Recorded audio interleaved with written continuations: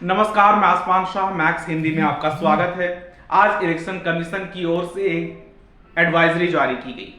उस एडवाइजरी को लेकर के विवाद खड़ा हो गया। दरअसल इलेक्शन कमीशन की ओर से एडवाइजरी में कहा गया कि राहुल गांधी, कांग्रेस सांसद राहुल गांधी जो अपने भाषण में जेब कतरा और पनौती शब्द का इस्तेमाल करते हैं वो ना करें।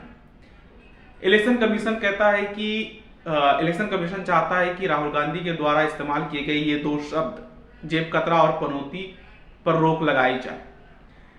वहीं विपक्ष इलेक्शन कमीशन से सवाल कर रहा है कि जब आचार संहिता तक लागू हो जाती है इस देश में, तो सत्ता में बैठे लोग आचार संहिता का खुले तौर पर उल्लंघन करते हैं, फिर भी इलेक्शन कमीशन उनके खिलाफ कोई कार्रवाई नहीं करता। लेकिन राहुल गांधी केवल दो शब्द का इस्तेमाल करते हैं। उन दो शब्दों को भी इलेक्शन कमीशन अपनी रोक लगाने की मांग कर रहा है, रोक लगाने की कोशिश कर रहा है।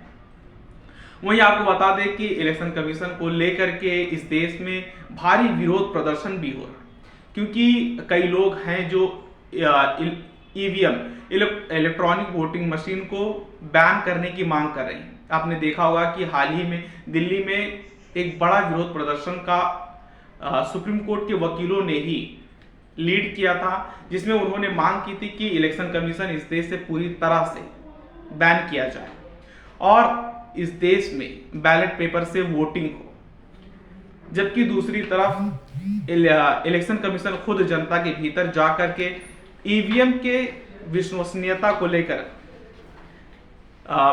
ये साबित करने की, पूरी तरह से जाहिर करने की कोशिश कर रहा था कि ईवीएम पूरी तरह से निष्पक्ष है। लेकिन फिर भी इस देश में कई सारे लोग हैं जो ईवीएम को पूरी तरह से बैन करना चाहते हैं। आपको ये खबर कैसा लगा कमेंट कर जानकारी दें, और अगर फेसबुक पर देख रहे हैं तो फॉलो करें, और अगर यूट्यूब पर देख रहे हैं तो सब्सक्राइब करना ना भूलें। धन्यवाद।